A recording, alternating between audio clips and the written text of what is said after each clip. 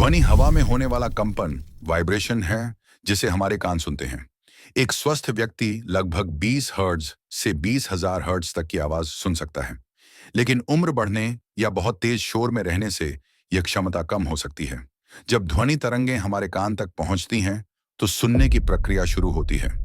सबसे पहले कान का बाहरी हिस्सा ऑर्निकल स्लैश पिन्ना ध्वनि को पकड़कर कान की नली में भेजता है। नली के अंत में एक पतली झिल्ली होती है जिसे कान का पर्दा कहते हैं।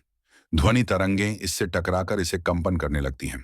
यह कंपन तीन छोटी हड्डियों हथौड़ी, हैमर, निहाई, एनविल और रकाब स्टिरअप के द्वारा अंदर के कान तक पहुंचता है। रकाब का निचला हिस्सा कॉकलिया की ओवल विंडो से जुड़ा होता है। जब रकाब हिलता है तो कॉकलिया के अंदर भरा हुआ तरल पदार्थ भी हिलने लगता है। कॉकलिया के अंदर दो महत्वपूर्ण झिल्लियां होती हैं, बेसिलर मेम्ब्रेन और राइसनर झिल्ली। ये झिल्लियां कॉकलिया को लंबाई में तीन भागों में बांट देती हैं। एक, स्काला टिम्पानी। दो, स्काला मीडिया। तीन, स्काला वेस्टिब्यूली। अब समझिए सबसे महत्वपूर्ण बात, जब तरल में कंपन होता है तो अलग अलग तरह की आवाजें अलग अलग जगह असर डालती हैं। तेज उच्च आवृत्ति आवाजें कॉकलिया के शुरुआती हिस्से में ही रुक जाती हैं। गहरी कम आवृत्ति आवाजें अंदर तक जाकर अंतिम सिरे के पास रुकती हैं। जिस जगह कंपन रुकता है वहीं से एक बिजली जैसा संकेत इलेक्ट्रिकल सिग्नल बनता है।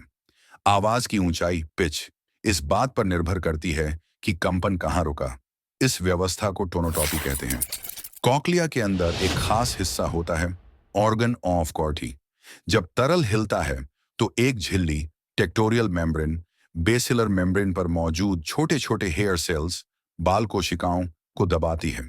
इनके झुकने से बिजली के संकेत बनते हैं। ये संकेत कॉकलियर नर्व के द्वारा दिमाग तक पहुंचते हैं। फिर ये संकेत श्रवण मार्ग ऑडिटरी पाथवे से होते हुए दिमाग के श्रवण क्षेत्र ऑडिटरी कॉर्टेक्स तक पहुंचते हैं। अंत में दिमाग के सेरेब्रल कॉर्टेक्स में हमें आवाज सुनाई देने का अनुभव होता है। यानी ना कान कंपन को पकड़ता है, उसे बिजली के संकेत में बदलता है और दिमाग उसे आवाज के रूप में पहचानता है।